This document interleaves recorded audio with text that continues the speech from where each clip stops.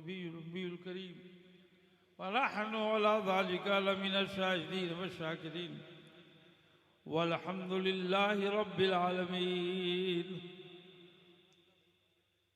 गिरामी कद्र सूफी मिल्लत कारी अब्दुल वहीद साहब कादरी दामद फ़यूज़ुकुम जामिया फैज़ान अशफाक के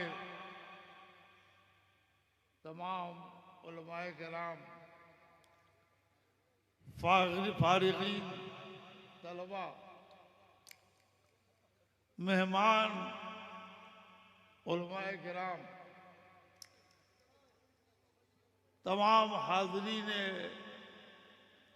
जश्न गौसुल वरा, अस्सलामु अलैकुम व रहमतुल्लाहि व बरकातुहू। वक्त बहुत हो गया है, अब मैं इतनी देर बैठ भी नहीं पाता। अल्हम्दुलिल्लाह मैं 1971 से बयान कर रहा हूँ।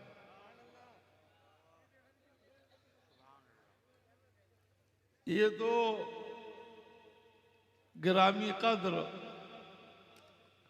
अजीजुल मर्तबत कारी सूफी अब्दुल वहीद साहब बरकाती कादरी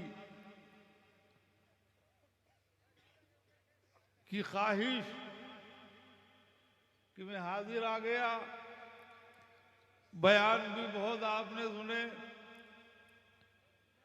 जलसा भी बड़े एहतमाम शान के साथ चला। 3:30 बज चुके हैं, 3:45 हो रहे हैं। अब कुछ बयान नहीं करना है, यही 3 बातें हैं, यही 3 हैं असले दीन। वक्त होता तो मैं मेरी नात आपने वो बासनी के अब्दुल हकीम साहब से सुनी, मैं भी पेश करता, फिर कभी आया तो पेश करूंगा। बस सुन लीजिए, इरशादे रब्बानी है, ले तुमिनु बिल्लाहि व रसूलिही, ईमान लाओ अल्लाह और उसके रसूल, ईमान लाओ अल्लाह और ये और काबिले गौर है। ईमान लाओ अल्लाह और उसके, और की तलब कब होती है, और का तकाजा कब होता है। मैंने कहा मुझे प्यास लगी है, जनाब इकबाल साहब पानी मंगाइए। ज़हमत न कीजिएगा, मैं मिसाल पेश करता। इन्होंने 1 गिलास पानी मंगाया, मेरी तरफ बढ़ाया, मैंने पी लिया। मैंने कहा डॉक्टर साहब और लाइए। ये और की तलब क्यों हुई, ये और का तकाजा क्यों हुआ? अगर 1 गिलास पानी प्यास बुझा देता, काफी होता, तो और के तलब की जरूरत न थी। और लाइए, बता रहा है कि जो पहले मिला है वो काफी नहीं है, सफिशिएंट नहीं है। तो अल्लाह फरमाता है ले तुमिनु बिल्लाहि व रसूलिही, ईमान लाओ अल्लाह और उसके रसूल पर। तो जब तक रसूल पर ईमान न लाओगे, अल्लाह पर ईमान लाना काफी नहीं। और आगे चलिए, दूसरे नंबर पर वह तो अज़्ज़िरू हो वह तो वक़्क़िरू हो, और मेरे महबूब सल्लल्लाहु अलैहि वसल्लम की ताज़ीम व तौक़ीर बजा लाते रहो, उनकी अज़मतों का खुतबा पढ़ते रहो। और ये 2 काम कर लिए तो वह तो सब बेहू हो बुकरतम वासीला।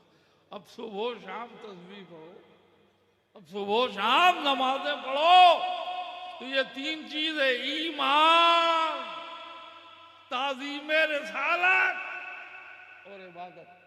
ईमान, ताज़ीम रिसालत और इबादत। और अंदाज देखिए, एक तरफ ईमान का जिक्र है, एक तरफ नमाज का जिक्र है, बीच में ताज़ीम रसूल का जिक्र है। तो मालूम हुआ कि ताज़ीम रिसालत का मकाम बीचों बीच है और यही जिस्म में रूह का मकाम है। तो ईमान की भी रूह है ताज़ीम मुस्तफा, इबादत की भी जान है ताज़ीम। अच्छा साहब, और तेजी से चलिए। ईमान, ताज़ीम और इबादत में आपस में क्या ताल्लुक है, क्या फर्क है? तो ईमान को बुनियाद समझिए। ईमान क्या है? बुनियाद। और ताज़ीम रसूल है दीवार और इबादत है छत। तो दीन की मजबूत इमारत बनानी है तो ईमान की मजबूत बुनियाद पर ताज़ीम रसूल की ऊंची दीवार खड़ी करो और फिर नमाज का छत डालो। नमाज की छत डाल लो। हाय हाय हाय। अच्छा, ईमान और ताज़ीम में क्या फर्क है और क्या ताल्लुक है? अबे बुनियाद, बुनियाद को समझो, समझ जाओगे। अरे बुनियाद और दीवार एक ही चीज तो है। बुनियाद की पहली ईंट से लेकर दीवार की आखिरी ईंट तक एक ही तो है।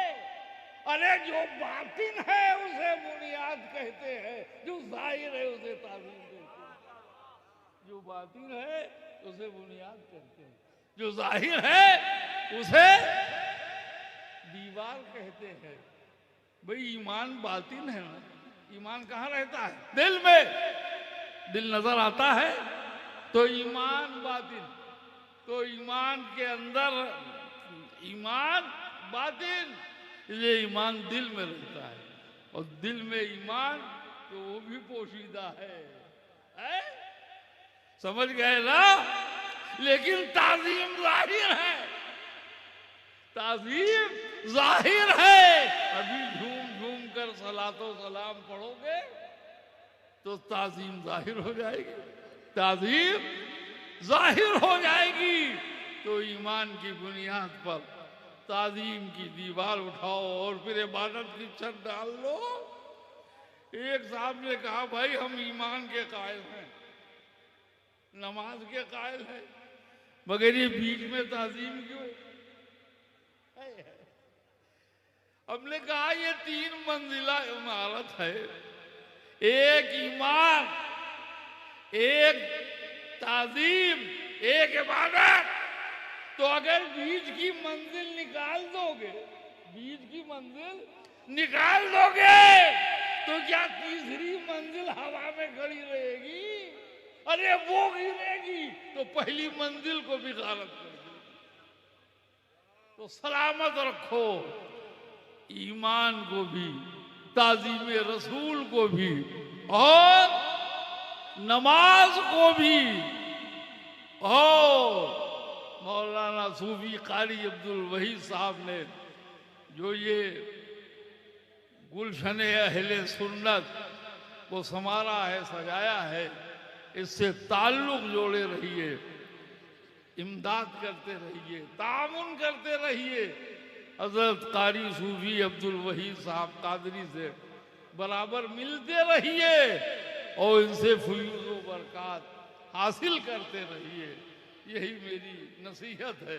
अल्लाह कबूल फरमाए और आपको खूब खूब फैज़याब फरमाए। वमा अलैना इल्लल